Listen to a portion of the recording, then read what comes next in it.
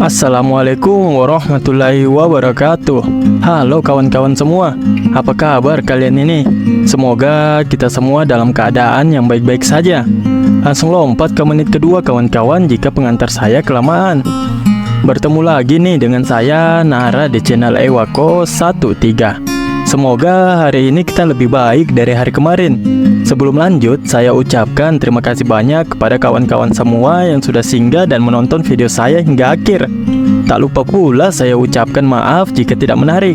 Silakan kawan-kawan kritik dan juga dislike jika memang tidak suka. Baiklah kawan-kawan, waktunya kita lanjut ke ceritanya.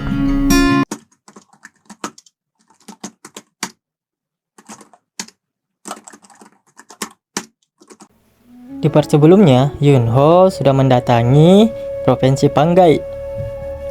Sejak hari pemakaman Master Yunho, Pang Jeol selalu bertingkah aneh. Dia selalu mengurung dirinya di dalam ruang pelatihan. Terlihat Jeol yang sedang berlatih untuk meningkatkan kultivasi serta kekuatannya. Dia kemudian mengingat waktu ketika dia dikalahkan oleh Yunho.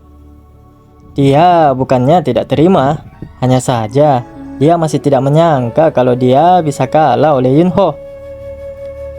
Jeol lalu bergumam di dalam benaknya, "Brengsek, tidak peduli berapa kali aku memikirkannya, tidak ada cara untuk melawannya. Pada akhirnya aku selalu dikalahkan dan kepala aku akan terpenggal." Dia lalu berkata, "Dasar bajingan. Tapi aku tidak punya pilihan lain selain mengakuinya." Jeol lalu dikagetkan oleh suara seseorang yang bertanya, apakah maksud Jeol itu adalah dirinya. Jeol lalu melihat orang itu dan bertanya, siapa sebenarnya dia? "Siapa aku ya? Bagaimana kabarmu Jeol?" ucap orang itu yang ternyata adalah Yunho. Jeol sebenarnya cukup kaget dengan informasi yang disampaikan oleh Yunho. Namun dia juga tidak bisa menahan tawa mendengarnya. "Jeol Mo Seong, bajingan itu kabur katamu. Hah, sungguh penipu. Tidak baik rasanya bersikap sok," ucap Jeol.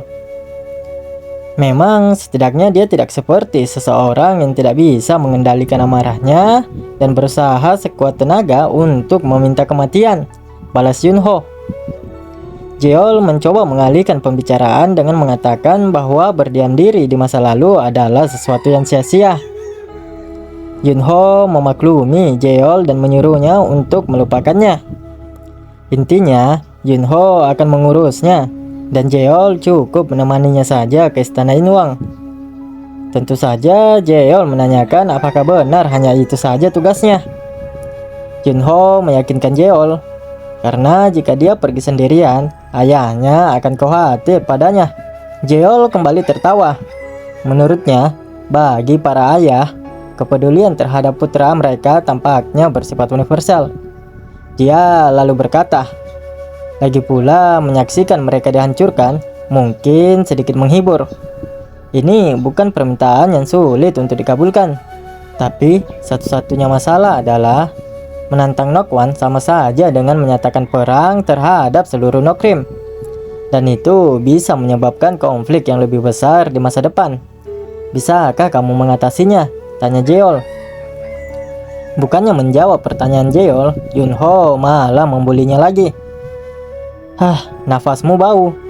Bagaimana kalau aku mematahkan lehermu terlebih dahulu sebelum berurusan dengan mereka?" ucap Yunho yang tidak tahan dengan aroma mulut Jeol yang berbicara begitu dekat di wajahnya. Langsung berlagak tenang si Jeol ini kawan-kawan. Dia lalu bertanya, kapan mereka akan berangkat? Yunho mengatakan mereka akan berangkat setelah dipastikan bahwa Jeol Mo Seong ada di istana Inwang. Karena mereka masih memiliki waktu hingga keberangkatan, Jeol lalu mengajukan sebuah syarat untuk mengabulkan permintaan Yunho. Dia meminta tolong sebagai balasan karena dia sudah bersedia untuk menemani Yunho. Tidak lama kemudian, anak Jeol yang pada waktu itu sempat mengganggu Somi telah tiba di tempat latihan. Apakah ini yang ayah maksud? Apakah ayah menyuruhku untuk menerima pelatihan dari bajingan itu? Ucap anak Jeol yang begitu jengkel pada Yunho. Cepat, digampar nggak tuh kepalanya sama ayahnya sendiri?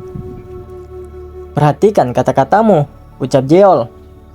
Dia lalu berkata kepada Yunho, Tuan muda, apapun yang terjadi, tolong kuatkan anakku. Oh, jadi ternyata syarat yang diminta oleh Jeol kepada Yunho sebenarnya itu adalah untuk melatih putranya, si Pangjayak. Tidak disangka-sangka ya kawan-kawannya, ternyata murid pertama dari Yunho ini adalah anak dari orang yang pernah mencoba untuk membunuhnya. Jika kau meninggalkan tempat latihan ini sendirian, anggaplah hubunganmu dengan warisan terputus, ucap Jeol kepada anaknya dengan begitu tegas. Jeol lalu keluar dan menutup pintu tempat latihan, meninggalkan Yunho dan putranya yang terlihat begitu kesal akan keputusan yang dibuat oleh sang ayah. Panjayak lalu marah kepada Yunho. Kau bajingan, apa yang kau katakan kepada ayah? Ayah tidak pernah sekalipun dia memperlakukanku seperti ini. Seorang putra sulungnya dengan begitu tegas. Yunho lalu berkata, apakah karena kau tidak cukup dipukuli hari itu, mulutmu masih kotor seperti biasanya? Untuk saat ini, atas permintaan ayahmu, akulah mastermu. Jadi, tunjukkan rasa hormatmu dulu. Bukannya memberi rasa hormat atau salam layaknya seorang murid kepada masternya, Pangjayak ini malah mencoba menyerang Yunho dengan tinjunya. Siapa yang cukup gila hingga menginginkanmu sebagai master? Jangankan anaknya, si Jeol sendiri tidak bisa mendaratkan satupun serangan terhadap Yunho. Tentu sangat mudah baginya untuk menghindari tinju dari putra si Jeol ini. Yunho lalu berkata di dalam hatinya, apakah masterku merasa seperti ini saat pertama kali bertemu denganku? Dengan sedikit sentuhan di kaki, Yunho langsung menumbangkan anak dari Jeol hingga terhampas ke lantai. Yunho lalu meraih kaki dari Pangjayak dan mengatakan kalau dia sama sekali tidak pernah belajar apapun. Tidak sopan berbaring di depan mastermu. Yunho lalu melempar Pangjayak hingga ke pintu. Sungguh menyedihkan, ucap Yunho. Sementara itu, ternyata Jeol belum meninggalkan tempat latihan itu. Dia masih berada di depan pintu. Bahkan, dia memblokir pintu itu agar tidak bisa dibuka oleh putranya. Anakku yang malang, tolong, coba pahami keinginan tulus ayahmu ini, yang ingin membuatmu menjadi lebih kuat, ucapnya yang sudah nangis bombay di sana kawan-kawan. Waktu kini menunjukkan malam hari. Terlihat dua orang penjaga yang sedang berpatroli di kediaman Hajinwi. Terlihat pula siluet seseorang yang sedang bersembunyi di atas genteng pagar. Ternyata orang itu adalah Gui yang mencoba menyelinap untuk masuk ke kediaman Hajinwi. Akibat ditangkapnya Sintu baru-baru ini, kebijakan keamanan berubah kembali seperti sebelumnya. Gui sedikit mengeluh karena tidak bisa melangkah jauh lebih dalam. Hal ini disebabkan karena dia selalu saja bertemu penjaga kediaman Hajinwi, ayah Yunho yang merupakan penguasa di wilayah Cheonajang.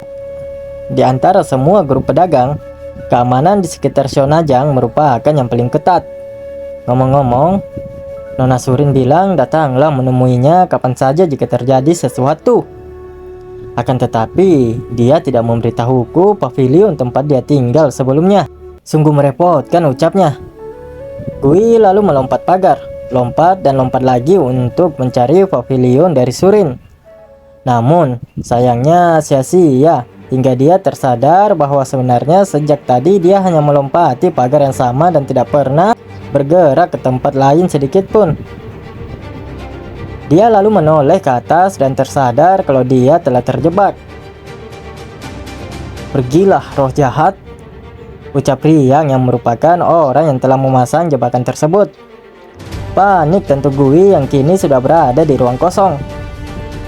Beraninya kau tanpa rasa malu memanjat tembok Cheonajang, ucap Riang yang mengeluarkan auranya dan ingin menyerang Gui.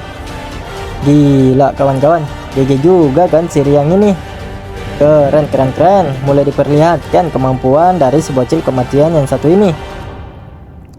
Semakin panik dan ketakutan tentu Gui mengetahui ada kekuatan yang begitu mengerikan sedang mengawasinya dari belakang. Siapa kau?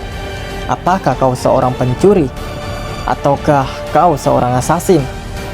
Beritahu aku sekarang juga, tanya Riang dengan aura penindasan yang begitu mendominasi. GG asli kawan-kawan, si Riang ini kalau sudah mulai serius. Ngomong-ngomong, meskipun cukup singkat, ini merupakan salah satu art paling epik dan keren menurut Nara sejauh ini. Selain pada waktu Yunho mengamuk di awal chapter. Tidak lama kemudian diperlihatkan Riang yang sedang menghela nafas dan berpura-pura batuk. Ternyata Surin juga sudah tiba di tempat itu. Kau seharusnya memberitahuku lebih awal, ucap Riang. Terlihat Gui yang masih gemetaran dan ketakutan. Saya minta maaf, saya belum pernah mengalami taktik rumit dan sihir yang seperti ini sepanjang hidup saya, ucap Gui yang masih merasakan efek dari sihir Riang. Ya, seperti yang kita ketahui ya kawan-kawan, Riang ini memang ahli strategi, jebakan, dan sihir. Surin tidak mempermasalahkannya. Menurutnya itu juga merupakan kelalaiannya karena tidak memperingatkan Gui sebelumnya. Lagi pula, kecil kemungkinan Gui datang ke sini tanpa alasan menurut Surin. Gui lalu menyampaikan laporannya kepada Surin. Dia mengatakan bahwa anggota sekte Sapae sering mengunjungi istana Inwang. Gui juga menyampaikan kalau struktur organisasi sekte Sapae juga sedang ditata ulang dengan mereka sebagai intinya. Tidak salah lagi, sepertinya Seol Museong ada di istana Inwang, ucap Gui. Mendengar informasi tersebut membuat Surin dan juga Riang menjadi serius. Seperti yang sudah diduga sebelumnya, Seol Museong benar-benar ada di sana. Surin lalu bergegas untuk memberitahu Tuan Muda dan menyuruh mereka bersiap untuk segera berangkat. Shin lalu kembali ke wilayah Paingga, di mana Yunho yang masih melatih Pangjayak. Bangun. Apakah kau tidak bosan selalu bersikap kasar? Tanya Yunho.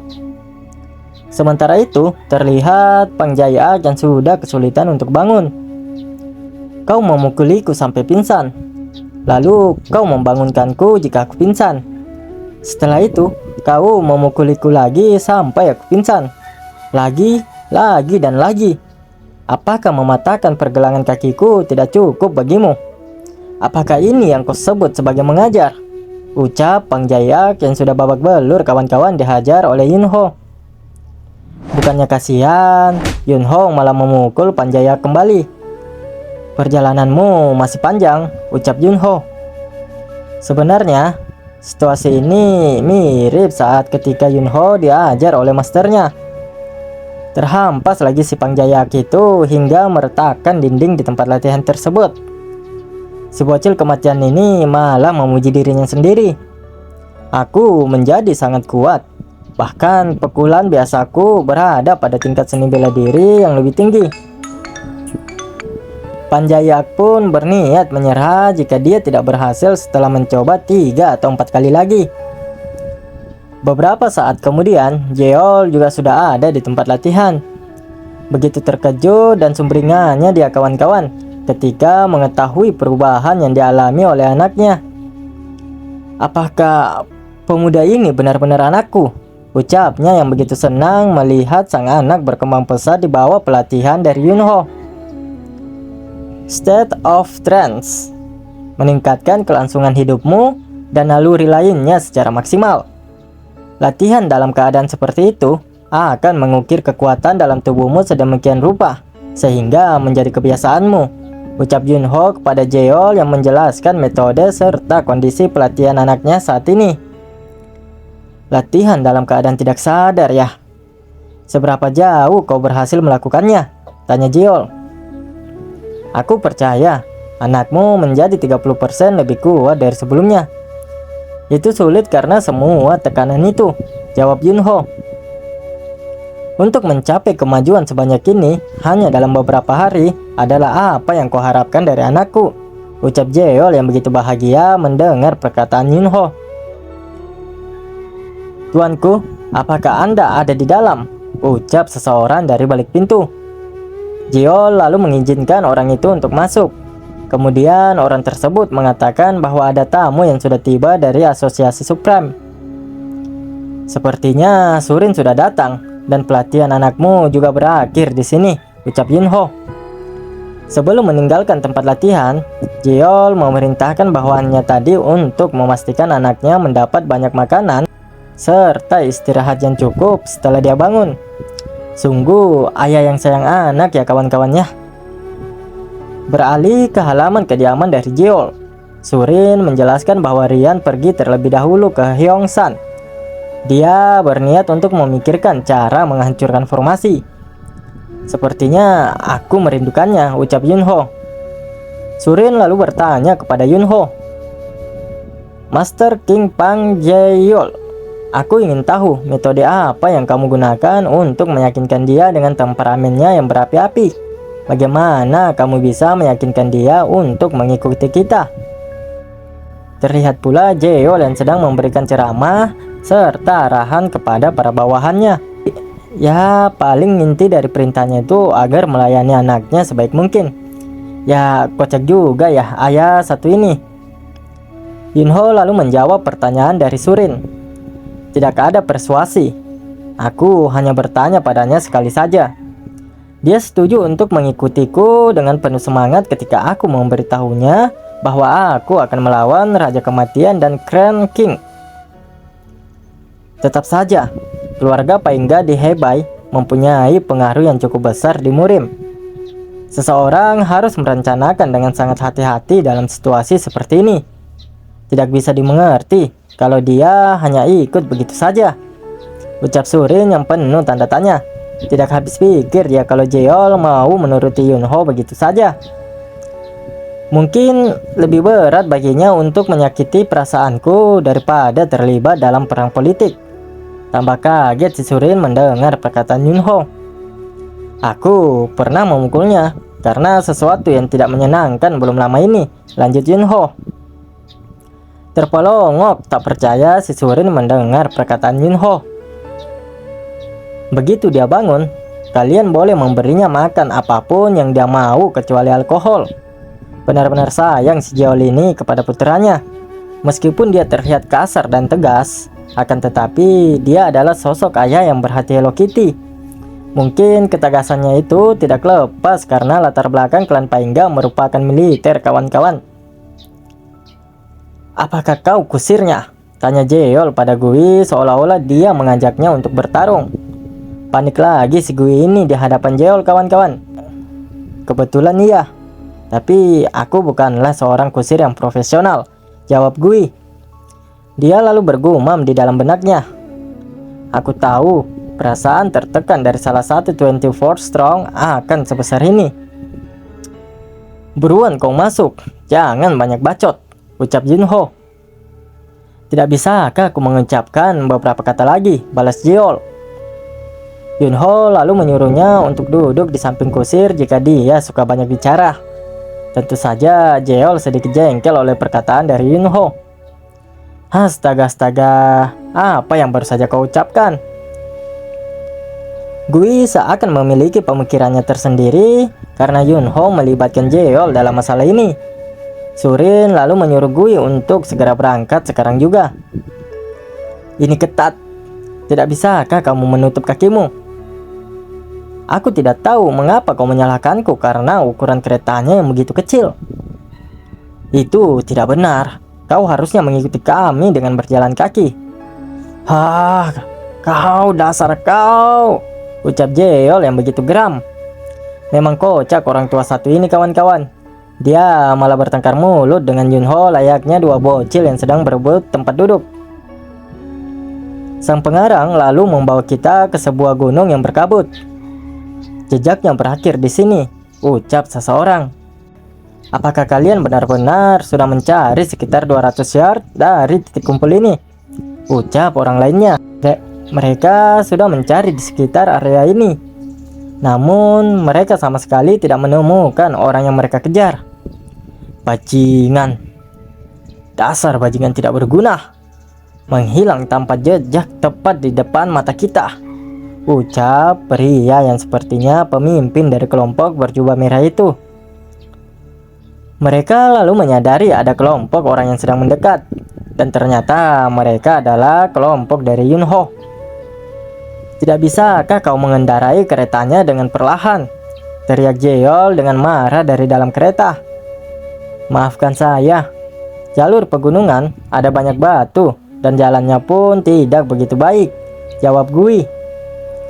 Mungkin pikiran Gui ini ya kawan-kawannya, mengatakan kenapa semua orang yang ada di dekat Yunho adalah monster. Baik Riang maupun Jeol adalah orang yang tidak bisa dia kalahkan dan membuatnya begitu ketakutan. Pria berjubah merah itu sepertinya memiliki niat untuk menjegal kelompok Yunho. Menginjak sebuah batu lagi kereta yang dikendarai oleh Gui yang membuat kepala Jeol terbentur di atap kereta. Teriak emosi pastinya dia dari dalam kereta. Gui yang dimaki Jeol dari dalam kereta hanya bisa terdiam dan tak berani mengatakan sepatah kata pun. Kocak-kocak, ini orang tua satu ini sebenarnya cocok berdekatan sama Riang kawan-kawan. Sama-sama tidak bisa diam mulut mereka. Gui, mantan assassin keluarga Salmon dan anggota Dark Society, kini bertindak sebagai kusir.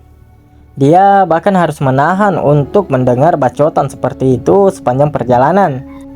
Tidak lama kemudian, keenam orang berjubah merah itu sudah berada di depan kereta dan mencegat mereka. Semakin emosi reaksi Jeol ini kawan-kawan, karena Gui tiba-tiba menghentikan keretanya. Kau berhenti lagi saat perjalanan kita masih panjang. Dasar bajingan, teriaknya yang sudah tidak tahan lagi. Mungkin kalau bukan karena Yunho, sudah fatalitas Gui ini dihajar Jeol. Pergilah, karena kami tidak mengenal orang seperti kalian, ucap Gui yang sudah turun dari keretanya. Namun orang-orang berjubah merah itu enggan pergi dan tetap memaksa untuk memeriksa gerbang kereta. Gui lalu memperingatkan mereka agar mereka tidak melakukan sesuatu yang akan mereka sesali. Kau adalah salah satu kusir yang begitu sombong, ucap pria berjubah merah. Bukannya takut atau merasa panik, Gui malah bergumam di benaknya. Mereka bahkan juga menganggapku seperti kusir. Kasihan sebenarnya Gui ini. Pada dasarnya dia termasuk orang yang cukup hebat. Tapi ya karena berada di tengah-tengah monster, ya begitulah nasibnya. Dia lalu meraih dan mengeluarkan pedangnya. Aku sudah bilang padamu untuk tidak melakukan apapun yang akan kau sesali. Siapapun yang berani mendekati keretanya, akan kubunuh dia, ucap Gui yang tak gentar berhadapan dengan 6 musuh di hadapannya. Sikap dari Gui yang mempertahankan keretanya tentu membuat pria berjubah merah itu semakin tertarik untuk memeriksa isi di dalam kereta. Salah satu di antara mereka lalu maju hendak menyerang Gui. Sudah saling melewati kedua orang itu dan entah siapa yang terkena serangan. Terlihat Gui hanya menghela nafas yang menandakan bahwa dialah yang berhasil menebaskan pedangnya. Hanya satu serangan kawan-kawan. Orang yang berjubah merah tadi langsung tewas di tempat. Gui masih berdiri dan memegang pedangnya di dekat mayat pria itu. Dia mengatakan siapa lagi yang ingin maju. Mau apa kalian? Apakah kalian masih ingin memeriksa keretanya? Lanjut Gui. Sungguh kusir yang berbakat, ucap salah satu pria berjubah itu yang sepertinya ialah pemimpinnya. Dan seketika dia sudah berada tepat di belakang Gui dengan aura membunuh yang begitu kejam. Kaget tentu si Gui ini menyadari kecepatan orang tersebut. Merasakan aura yang begitu menindas dan niat membunuh yang begitu kuat dari orang tersebut membuat Gui menjadi begitu ketakutan, bahkan sampai membuat jantungnya berdebar begitu kencang. Dia lalu mengayunkan pedangnya ke arah Gui. Beruntungnya Gui juga memiliki refleks yang baik dan masih sempat untuk menangkis pedang pria tersebut. Terpojokan kini si Gui kawan-kawan. Gui sepertinya menyadari siapa orang-orang ini. Beberapa saat kemudian, ada seseorang yang mencengkram kepala dari pria itu hingga membuatnya kesakitan. Bahkan, urat-urat di wajahnya sampai keluar menonjol. Jeol yang memang sudah begitu emosi selama perjalanan, dia lalu mencengkeram tangan serta kepala dari pria yang menyerang Gui. Tatapannya yang begitu dingin serta ekspresi yang begitu kejam menunjukkan karakter berbeda dari si Jeol ini, karakter yang kita kenal di awal. Tanpa basa-basi, Jeol langsung menarik kepala orang itu hingga putus dan melemparnya ke hadapan pria berjubah lainnya. Sadis kawan-kawan. Jeol ini seperti memiliki kepribadian ganda ya kawan-kawannya, yang mana dia merupakan seseorang yang begitu kejam dalam pertarungan, tapi dia adalah ayah yang begitu tegas serta penyayang terhadap anak dan keluarganya. Dia juga pribadi yang begitu kocak dan juga suka bercanda ketika bersama dengan teman-temannya. Lagi-lagi, pemandangan ini membuat sisa anggota dari orang-orang berjubah merah itu menjadi sangat terkejut dan ketakutan. Hingga seseorang dari mereka kini menyadari siapa orang yang ada di hadapan mereka saat ini. Namun semua itu sudah terlambat kan kawan. Mereka hanya menunggu hitungan detik sampai ajal menjemput mereka. Memakai jubah merah darah. Hanya ada satu kultus demonik di Murim yang melakukan hal aneh seperti itu, ucap Jeol yang mengenali siapa orang-orang berjubah merah tersebut. Kultus Blood ya, ucap Yunho. Pedang Yunho yang sudah menusuk dan menebas satu persatu anggota kultus demonik yang ada di situ. Ini tidak mungkin terjadi. Aku tidak menyangka akan ada monster di dalam kereta itu. Kata-kata terakhir yang keluar dari mulut anggota kultus demonik itu sebelum mati. Yunho lalu menghitung mayat mereka untuk memastikan apakah mereka benar hanya berenam saja. Jeol dan Gui membenarkannya jika tidak ada lagi kelompok lain yang bersembunyi. Ini sungguh tidak adil untuk memiliki Heavenly Sword pada usia 20-an. Sword King pasti akan sangat terkejut jika melihat itu, ucap Jeol yang begitu kagum terhadap Yunho. Namun juga dia cemburu akan kemampuan serta kekuatan yang dimiliki oleh Yunho di usia mudanya. Berbanding terbalik dengan Jeol yang memujinya, Yunho malah kembali membuli Jeol. Mengecewakan, hanya mengalahkan 6 orang yang kau bersusah payah. Bersusah payah katamu? Mereka makan beberapa pil aneh dan kemudian ketiganya tiba-tiba menjadi lebih kuat. Aku mengatur ulang kekuatanku untuk menghadapi mereka, tapi aku sama sekali tidak bersusah payah, ucap Jeol yang menyangkal Yunho. Sungguh gampang orang tua ini tersulut emosinya kawan-kawan.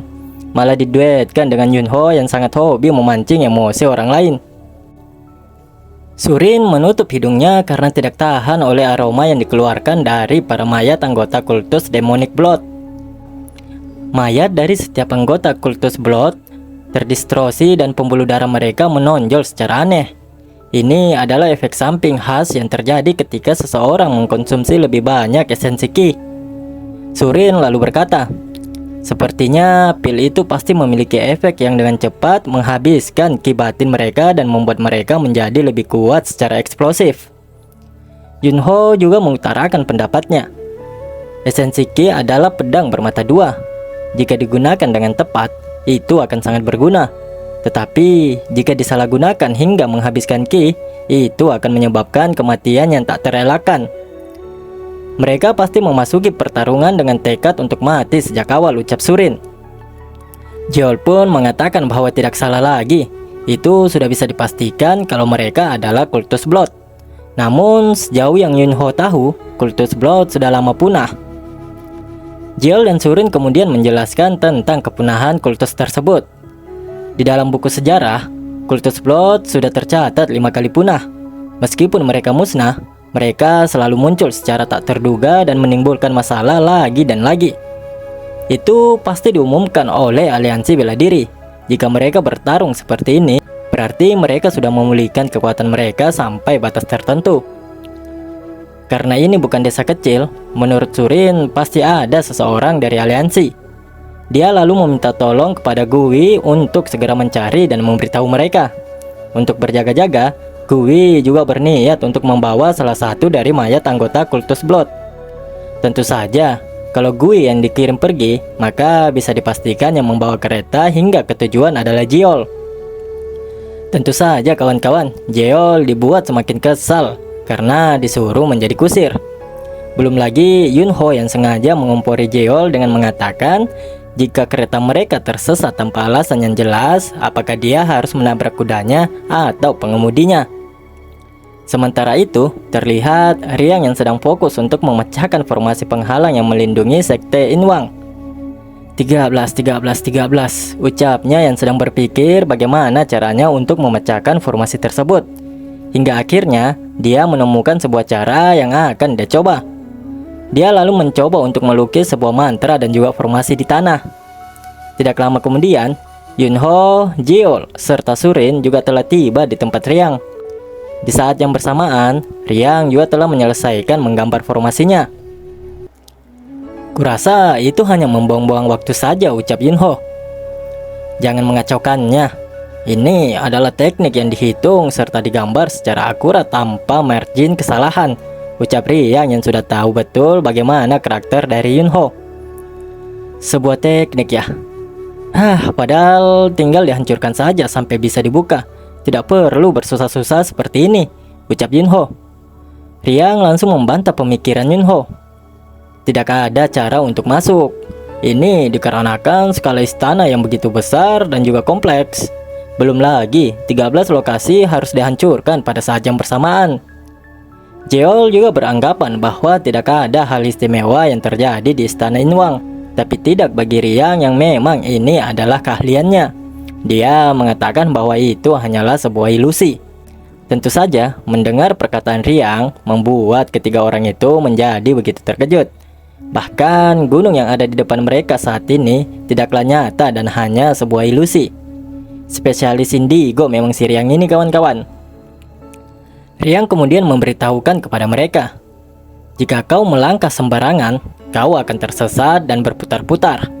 Jika kurang beruntung, kau bisa terjebak dalam formasi lain dan terluka parah atau bahkan terbunuh.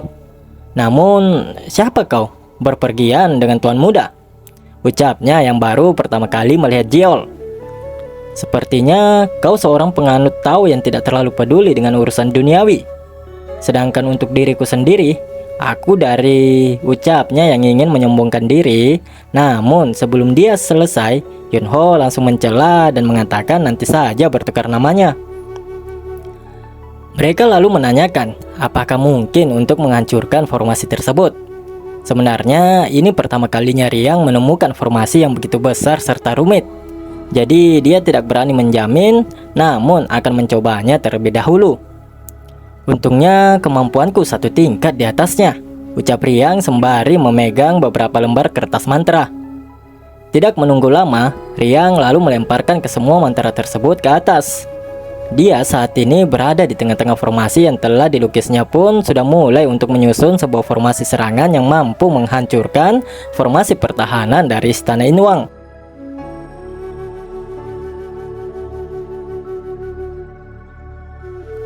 Begitu takjub Jeol serta Surin melihat teknik serta formasi yang dibentuk oleh Riang. Namun beda bagi Yunho. Dia terlihat tersenyum bangga. Bagaimanapun, sejak awal Yunho memang sudah tahu dan percaya bahwa Riang memiliki kemampuan yang hebat. Di saat yang bersamaan, Riang juga telah menyelesaikan persiapan tekniknya. Buka, ucap Riang. Sementara itu, di saat Riang telah menyelesaikan tekniknya, perjumpaan kita pada video ini juga sudah memasuki menit-menit akhir. Dan untuk teman-teman semua, mungkin cerita manhwa dari Raja Yokeruba ini akan berakhir pada 2 video selanjutnya. Soalnya chapternya tinggal 6 ya kawan-kawan. Nanti Mimin coba kondisikan lah, kalau misalnya HP Mimin tidak error lagi, terus untuk Mimin Nara juga punya data yang cukup, mungkin Nara akan satukan aja ya ke 6 chapter yang tersisa. Ya mungkin itu durasinya bisa lah dapat 1 jaman lebih. Sementara untuk pendidikan yang sebenarnya kayaknya Mimin stop dulu kawan-kawan. Mungkin setelah Mimin sudah selesai buat videonya hingga chapter terakhir, baru Mimin upload. Dan juga untuk Overgrade itu Mimin kayaknya ganti ceritanya ke versi manhwa. Untuk pengganti Raja Yokeruba, Nara ada 2 opsi sebenarnya. Satunya itu manhwa dan satunya lagi manga. Sama ada satu lagi, kemarin pada awal video itu sebenarnya ada subscriber, ada penonton Nara juga yang ngasih saran buat bawain alur cerita apa gitu. Nara lupa. Nara juga sudah coba cari-cari di komentar, tapi kemarin nggak ketemu. Mungkin kalau antum nonton video ini sampai selesai dan dengar ini, mungkin antum bisa tuh tulis kembali judulnya di kolom komentar.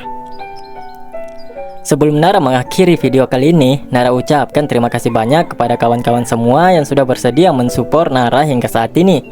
Kawan-kawan yang terhibur dengan konten Nara dan berkembangnya channel Nara, itu semua adalah rezeki dari Allah untuk kita semua. Alhamdulillah ya kawan-kawannya. Nara juga ucapkan mohon maaf atas kekurangan serta kesalahan yang ada pada setiap video Nara. Itu murni datangnya dari diri Nara sendiri. Terkhusus bagi saya dan juga kawan-kawan muslim lainnya dimanapun kalian berada, Nara ucapkan selamat menunaikan ibadah puasa di bulan suci Ramadan tahun 1445 Hijriah.